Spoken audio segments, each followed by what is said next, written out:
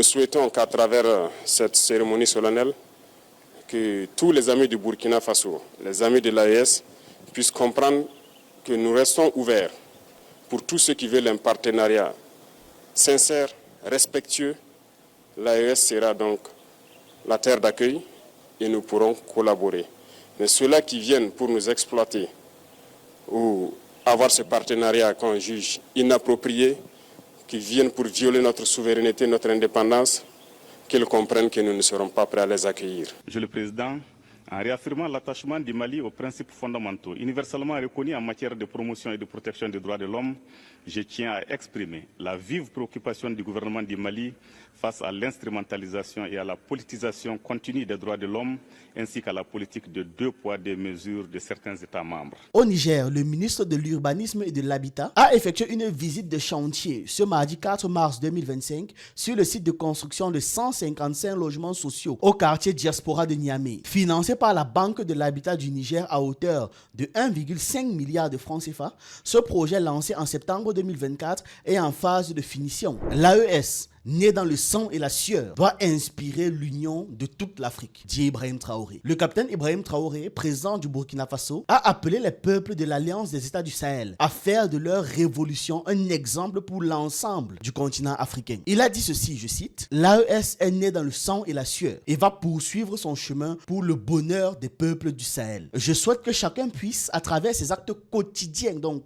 de tous les jours, faire en sorte que la révolution que nous avons entamée puisse être la bonne et la meilleure, qui puisse inspirer toute l'Afrique à s'unir. » Ces propos, prononcés lors de la cérémonie de levée du drapeau de l'AES au Burkina Faso, soulignent la volonté des dirigeants sahéliens de faire de leur alliance un modèle de souveraineté et d'unité pour toute l'Afrique. Du Faso, le capitaine Ibrahim Traoré, en procédant à la montée des couleurs du drapeau AES, s'est exprimé en ces termes, je cite, « L'AES est né dans le sang et la sueur et va poursuivre son chemin pour le bonheur des peuples du Sahel. » Fin de citation. Je vous invite à suivre un extrait de son intervention, des propos recueillis par nos confrères de la presse présidentielle du Burkina Faso. Nous souhaitons qu'à travers cette cérémonie solennelle, que tous les amis du Burkina Faso, les amis de l'AES, puissent comprendre que nous restons ouverts pour tous ceux qui veulent un partenariat sincère, respectueux. L'AES sera donc la terre d'accueil et nous pourrons collaborer. Mais ceux-là qui viennent pour nous exploiter ou avoir ce partenariat qu'on juge inapproprié, qui viennent pour violer notre souveraineté, notre indépendance, qu'ils comprennent que nous ne serons pas prêts à les accueillir. Nous poursuivrons notre marche parce que les difficultés contribuent à nous forger. Les difficultés nous rendent forts. L'AES est né dans le sang et la sueur et va poursuivre son chemin pour le bonheur des peuples du Sahel. Je souhaite que tout un chacun puisse donc, à travers ses actes quotidiens, faire en sorte que la révolution que nous avons entamée puisse être la bonne et la meilleure, qui puisse inspirer toute l'Afrique à s'unir. Magnifique. Ça mérite des acclamations et tout notre respect. Petite pause. Sachez que vous pouvez souscrire à la chaîne pour 3 € et pour 10 € par mois et avoir du contenu exclusif en fonction du forfait. Tous les membres qui ont payé un abonnement peuvent rejoindre le groupe Telegram où j'ai déjà partagé plus de 150 vidéos qui ne sont plus sur la chaîne. Et dans ce groupe, je partage régulièrement ce que je ne peux pas publier sur YouTube. Et pour ceux qui veulent apprendre, nous avons de nouvelles formations. En plus de celle qui vous apprend à faire une chaîne YouTube rentable, on a rajouté des formations en montage vidéo, en conception de miniatures et en écriture de vidéos. On vous apprend comment monter une vidéo en face caméra, en illustration ou encore en utilisant des avatars. On apprend également à faire des miniatures comme Pensée Kamit, Yomi Denzel ou encore le célèbre youtubeur MrBeast. Je vous laisse toutes les informations en description. Revenons au sujet. Si vous vous rappelez, il y a quelques jours, on a parlé du drapeau de l'AES qui a été fait et qui est maintenant comme ça dans tous les 3 pays qui composent l'Alliance. Ça a été hissé, comme on a pu le voir durant la cérémonie. Alors, le drapeau de l'AES flotte désormais au Niger, un symbole d'unité et de souveraineté pour le Sahel. Un mouvement historique a été célébré au Niger avec la levée officielle du drapeau de l'Alliance des États du Sahel. Ce drapeau, symbole de l'union renforcée entre le Mali, le Niger et le Burkina Faso, flotte désormais fièrement, incarnant l'engagement commun des 3 nations pour la souveraineté, la paix et le développement de leur région. Ce nouveau symbole de l'AES porte les aspirations de millions de Sahéliens vers un avenir de dignité et de prospérité partagée. Il représente l'unité et la détermination des 3 pays à forger ensemble un destin commun en s'appuyant sur leurs propres forces et en défendant leurs intérêts communs. Mais bizarrement, malgré tout ça, il y a toujours les gens qui sont en train de se moquer. Et une personne pour répondre à cela a écrit ceci: toutes les grandes réalisations qui ont été faites dans ce monde ont d'abord fait l'objet de moqueries et des railleries au départ. Mais ces réalisations ont fini par être applaudies par les mêmes gens qui les critiquaient. Bonne continuation à l'AES. Et ils ne se sont pas arrêtés là, ce n'était pas que le Niger. Parce que là, après le Niger, le Mali hisse le drapeau de l'AES, le symbole d'unité et de solidarité. Le drapeau de la Confédération des États du Sahel flotte désormais au Mali aussi. Le président de la transition, le général d'armée Assimi Goïta, a présidé la cérémonie historique de la levée des couleurs à Koulouba ce lundi 3 mars 2025. Cet événement solennel marque une étape cruciale dans la construction de l'AES, symbolisant l'unité et la solidarité entre le Burkina Faso, le Mali et le Niger. La cérémonie, qui s'est déroulée simultanément dans les 3 pays, a réuni de hautes personnalités de l'État et des diplomates accrédités au Mali. Donc pas seulement les dirigeants du Mali, mais aussi les partenaires internationaux qui se trouvent au Mali. Le président Assimi Goïta, comme vous pouvez le voir sur cette photo, a salué le drapeau malien aux côtés du drapeau de l'AES, officiellement adopté le 22 février dernier. Cet acte symbolique fort témoigne de la volonté des dirigeants et des populations des 3 pays de renforcer leur coopération politique, économique et sécuritaire pour un avenir commun, stable et prospère. Autour du Burkina Faso maintenant. Après le Niger et le Mali, c'est le Burkina Faso qui achève le cycle. Le drapeau de l'AES flotte sur Ouagadougou. Le Burkina Faso a clôturé le cycle de la levée des drapeaux de l'Alliance des États du Sahel ce lundi 3 mars 2025. Le capitaine Ibrahim Traoré, président du Faso, a présidé la cérémonie solennelle de la montée des couleurs nationales et du drapeau de l'AES au palais de Koulouba. Cette cérémonie, qui a rassemblé de hautes personnalités de l'État, des diplomates et du personnel de la présidence, marque l'aboutissement d'un processus symbolique fort après les levées du drapeau au Niger et au Mali. Le président Traoré a saisi cette occasion pour délivrer un message de souveraineté et d'affirmation de soi, partageant la conviction d'un avenir radieux pour l'AES. Son discours complet offre l'opportunité de s'imprégner de sa vision pour l'avenir de l'Alliance. Cette levée de drapeau simultanée dans les 3 pays de l'AES renforce un sentiment d'unité et de solidarité entre les peuples burkinabés, maliens et nigériens, et aussi témoigne de leur détermination à construire ensemble un avenir de paix et de prospérité. En dehors de ça, au Mali, le ministre de la Justice réaffirme l'engagement de son pays en matière de droits de l'homme à Genève. Le ministre de la Justice et des droits de l'homme, Garde des Sceaux, a participé le 25 février dernier, donc le 25 février 2025, au segment de haut niveau de la 58e session du Conseil des droits de l'homme des Nations Unies à Genève, réaffirmant l'engagement du Mali à respecter ses obligations nationales et internationales en matière de droits de l'homme. Eux en tant que quoi même? Ça, c'est vraiment parce que c'est de la diplomatie. On parle des droits de l'homme, l'Occident pense qu'on a quelque chose à leur dire. Vraiment. Vous êtes sérieux? Parlons un peu 2 minutes. Les droits de l'homme, l'Occident, ça cherche même quoi à Genève d'abord? Dans son allocution, le ministre a souligné les efforts des forces armées maliennes soutenus par des partenaires stratégiques dans la lutte contre le terrorisme, principal facteur de violence des droits de l'homme dans la région. Terrorisme financé par qui déjà? Vous pouvez me rappeler? Voilà, c'est à eux qu'on doit aller parler des droits de l'homme, pas à ceux qui combattent les terroristes, à ceux qui les financent. Mais bon, voilà, vous ne pouvez pas parler aux États-Unis, encore moins à la France. Ils ont des droits de veto et j'en passe. Et donc, c'est sur les Maliens que vous venez leur dire de se rappeler des droits de l'homme, mais de qui est-ce qu'ils se foutent? Il a également mis en avant le processus de résolution endogène des crises, notamment à travers le dialogue intermalien et la rédaction d'une charte nationale pour la paix et la réconciliation. Et même les crises endogènes là sont toujours créées par les mêmes gens qui financent le terrorisme. Ce sont eux qui arrivent et commencent à dire vous êtes différents, vous êtes mieux que X, Y. Et c'est comme ça que ça crée des guerres tribales. C'est toujours les mêmes gens qui financent le terrorisme qui veulent par exemple financer la cession du Mali avec une partie qui veut s'appeler l'Azawad, non? Et c'est comme ça qu'on instrumentalise des populations pour que ces gens commencent à se dire oui mais c'est vrai, je suis pas malien, on est différent d'eux, on est mieux qu'eux, on doit pas être avec eux, etc. etc. Ce n'est en aucun cas au gouvernement malien actuel qu'il faut parler des droits de l'homme. Je dis bien en aucun cas. Le ministre a insisté sur l'engagement du Mali pour lutter contre l'impunité en enquêtant sur les violations des droits de l'homme, y compris celles impliquant les forces armées et de sécurité maliennes. Il a réaffirmé la position ferme du pays contre toute tentative d'instrumentalisation et de politisation des droits de l'homme. Effectivement, c'est une chose à souligner. Parce que sous prétexte de ça, vous serez surpris qu'à un moment donné, on te dise oui, l'ONU doit intervenir militairement au Mali parce qu'il y a des problèmes de droits de l'homme. C'est systématiquement comme ça que ces gars fonctionnent. On a tellement d'exemples dans l'histoire. Libye en 2011, le prétexte utilisé, c'est que Kadhafi massacrait son peuple et il faut protéger les droits de l'homme. Il y a eu un bombardement massif de l'OTAN sous couvert de la résolution de 1973 de l'ONU. Le résultat, assassinat de Muammar Kadhafi, démantèlement de l'État libyen, livrant le pays à des milices armées, aux djihadistes et aux marchands d'esclaves. Jusqu'à présent, il y a encore des marchands d'esclaves en Libye. Si vous faites l'erreur de marcher là-bas n'importe comment, on vous kidnappe, on vous met en esclavage. Les Noirs n'en parlons pas, c'est leur quotidien là-bas. Et que tu dois marcher en regardant à gauche, à droite, en haut, en bas. Ensuite, il y a eu la prolifération du terrorisme dans toute la région du Sahel. Un afflux massif de migrants africains vers l'Europe en utilisant la Libye comme point de passage. Un afflux massif de migrants quittant la Libye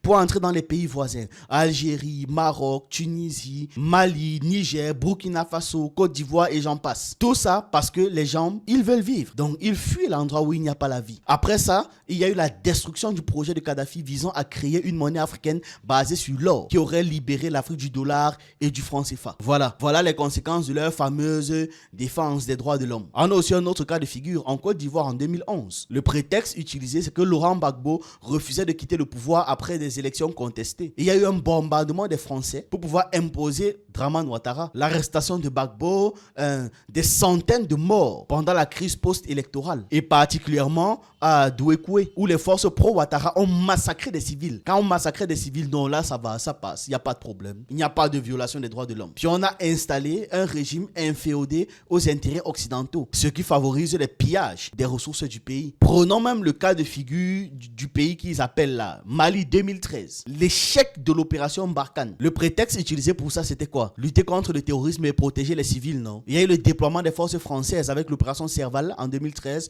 puis Barkhane en 2014. Et après 10 ans de présence militaire française, le terrorisme s'est multiplié sans commune mesure au lieu de diminuer. Et il y a eu l'apparition de nouveaux groupes terroristes et alors que la Libye était dans un chaos, ils trouvaient quand même le moyen de leur fournir des armes, comme par hasard. Ensuite, il y a eu l'augmentation des tensions entre les populations maliennes et la France. Même chose en République démocratique du Congo en 1961. Le prétexte utilisé, c'était que voilà, Lumumba serait un danger pour la démocratie et les droits de l'homme. Et il y a eu une intervention soutenue par la Belgique et la CIA pour renverser et assassiner Lumumba. Ils ont mis en place Mobutu, un dictateur corrompu, soutenu par l'Occident pendant plus de 30 ans. Le pillage des ressources minières du Congo je n'ai même pas le bon mot pour décrire à quel point c'était exagéré. Et il y a eu une instabilité permanente en RDC, avec la guerre et des millions de morts depuis les années 90. Voilà, toujours sous prétexte de cette même instrumentalisation et politisation de ces fameuses interventions pour les droits de l'homme. Je peux aussi parler du Soudan en 2011. Le prétexte utilisé, c'était l'autodétermination des peuples du Sud-Soudan et la fin des violations des droits de l'homme par Khartoum. L'intervention s'est matérialisée par les pressions internationales pour organiser un référendum d'indépendance soutenu par les États-Unis. Voilà l'indépendance du Soudan du Sud en 2011, mais ça s'est suivi par quoi? L'éclatement d'une guerre civile dès 2013, faisant plus de 400 000 morts. Un État en faillite où les populations continuent de souffrir de famine et d'insécurité. Le pétrole du Sud-Soudan, autrefois exploité par Khartoum, est désormais sous influence des compagnies étrangères qui prennent ça gratuitement. Donc, le schéma se répète. L'Occident accuse un dirigeant africain d'être un dictateur et d'opprimer son peuple. Ensuite, ils interviennent militairement ou soutiennent un changement de régime sous couvert de leur démocratie de facettes là, de chiottes là. Ensuite, le pays est déstabilisé, plongé dans la guerre ou dans le chaos, ouvrant la porte au pillage des ressources naturelles. Les dirigeants pro-occidentaux sont placés au pouvoir, garantissant la continuité du système néocolonial. L'Afrique doit apprendre à tirer les leçons de son histoire et du passé. C'est très important parce qu'on fait toujours comme si l'histoire c'est trop loin. On ne doit pas gérer ça, on doit seulement gérer le futur. Tu gères le futur sans connaître ton passé comment? Faut vous méfier. Hein? Donc, le ministre malien a affirmé la position ferme du pays contre toute tentative d'instrumentalisation et de politisation des droits de l'homme. Le garde des Sceaux a réitéré la volonté du Mali de collaborer avec la communauté internationale et les partenaires sincères pour une réponse durable à la crise actuelle. Restez jusqu'à la fin de la vidéo, il y a un quiz. Parole à son Excellence, M. Mamadou Kassoué, ministre de la Justice et des Droits de l'Homme du Mali. Monsieur le Président, Excellences, Mesdames et Messieurs, À l'entame de mon propos, je voudrais rendre grâce à Dieu Tout-Puissant qui nous a permis de nous retrouver pour prendre part à ce segment de haut niveau à l'occasion de la 58e session du Conseil des droits de l'homme. Permettez-moi, Monsieur le Président, de vous adresser mes chaleureuses félicitations pour votre élection à la présidence du Conseil des droits de l'homme et vous assurer du soutien de ma délégation. Mes remerciements vont également à M. Volker Türk, haut commissaire des Nations Unies aux droits de l'homme, ainsi qu'à tous ses collaborateurs. Monsieur le Président, je voudrais réitérer la volonté du Mali à mettre en œuvre les recommandations acceptées à l'occasion de son passage au 4e cycle de l'examen périodique universel, ainsi que les 3 engagements pris lors de l'événement de haut niveau Droits de l'homme 75 organisé en décembre 2023. Monsieur le Président, les activités des groupes terroristes et criminels dans mon pays restent les principaux facteurs de violation des droits de l'homme et du droit international humanitaire, faisant des victimes parmi les populations civiles. C'est le lieu pour moi de saluer la mémoire de toutes les victimes tombées sur les champs d'honneur au Mali. Monsieur le Président, il est heureux de constater aujourd'hui que la situation sécuritaire globale et des droits de l'homme au Mali s'est améliorée grâce aux efforts des forces armées maliennes avec l'appui de certains partenaires stratégiques. En outre, face à la complexité de la situation au Sahel, les chefs d'État de l'Alliance des États du Sahel ont décidé de mutualiser leurs moyens de défense pour lutter contre le terrorisme. Monsieur le Président, le Mali, depuis 2023, a opté pour une résolution endogène de sa crise multidimensionnelle à travers un dialogue intermalien. À cet égard, une commission a été mise en place pour rédiger le projet de la Charte nationale pour la paix et la réconciliation nationale, qui sera le document de référence pour toutes les initiatives et actions pour la paix, la sécurité, la réconciliation, la cohésion sociale et le vivre ensemble, afin d'éliminer les racines des conflits intracommunautaires et intercommunautaires. Les consultations des forces vives sont en cours. Monsieur le Président, s'agissant des réformes politiques et institutionnelles, je voudrais rappeler les principaux axes stratégiques de la lettre de cadrage du 27 novembre 2024, adressée par les chefs de l'État au Premier ministre, à savoir la poursuite des réformes institutionnelles et de la lutte contre la corruption, la relance économique et la satisfaction des besoins élémentaires des populations, l'amélioration de la situation sanitaire et de la solidarité nationale, l'amélioration de l'éducation et de l'accès à l'emploi en mettant l'accent sur la jeunesse, la décrispation du climat social à travers la recherche d'un apaisement durable, le renforcement de la diplomatie souveraine à travers des partenariats respectueux des intérêts du Mali et de ses choix stratégiques. Enfin, l'organisation d'élections transparentes et apaisées pour mettre fin à la période de la transition. Pour matérialiser les derniers axes, les actes suivants ont été posés. La relance du cadre de concertation entre l'État et les partis politiques, la prorogation de la période de révision des listes électorales, le lancement de l'initiative de la révision participative et inclusive de la charte des partis politiques, l'inscription des crédits pour l'organisation des élections générales au budget national de l'année 2025. Pour ce qui concerne les réformes juridiques et judiciaires, l'adoption des textes sur la Cour suprême, la Cour constitutionnelle, la Cour des comptes, l'exception d'inconstitutionnalité et la promulgation le 13 décembre 2024 du Code pénal et du Code de procédure pénale fournissent un cadre juridique moderne et adapté aux défis actuels. Ces textes garantissent une plus grande protection et promotion des droits de l'homme, notamment dans les domaines de la lutte contre les violences basées sur les genres, la protection des victimes et des témoins, la répression de l'esclavage, la lutte contre les violences sexuelles, le terrorisme, le blanchiment des capitaux et le financement du terrorisme, la traite des personnes, les disparitions forcées, entre autres.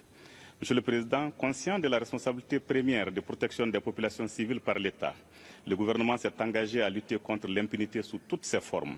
Il déploie des efforts importants en vue d'enquêter sur toutes les allégations de violation des droits de l'homme et du droit international humanitaire, y compris celles formulées à l'encontre des forces armées et de sécurité.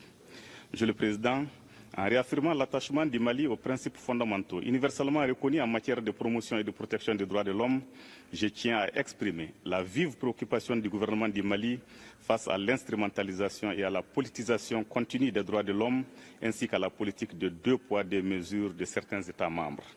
Monsieur le Président, le Mali réaffirme sa volonté de poursuivre, dans le strict respect de sa souveraineté et des intérêts vitaux du peuple malien, sa coopération avec tous les mécanismes chargés de la promotion et de la protection des droits de l'homme.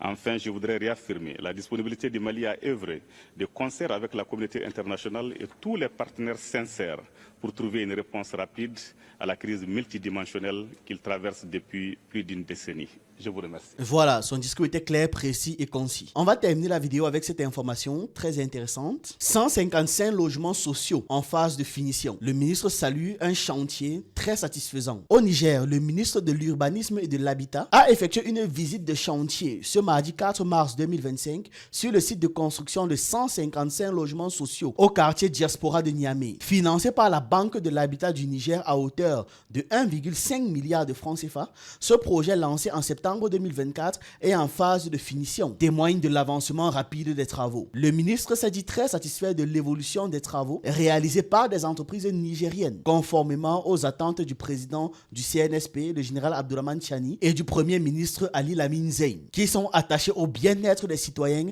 à travers un logement décent. Le ministre a également souligné l'importance des travaux de chaussées drainantes en pavé réalisés en amont pour l'amélioration du cadre de vie des futurs propriétaires. Cette visite a permis de constater l'avancement significatif du projet qui devrait être achevé dans les délais prévus, offrant ainsi 155 logements sociaux de type F3 et F4 aux Nigériens. Voilà, on termine sa vidéo avec un « c'est beau ». C'est bien, c'est pratique, c'est un exemple à suivre partout en Afrique. Question: quel est l'enjeu principal de la politique étrangère turque en Afrique du Nord et au Moyen-Orient? A. La lutte pour l'influence dans le Golfe Persique. B. La protection des droits des minorités kurdes. C. La gestion de l'exportation de son modèle démocratique. D. L'extension de son influence géopolitique et économique. J'attends vos réponses en commentaire et on se retrouve une prochaine fois.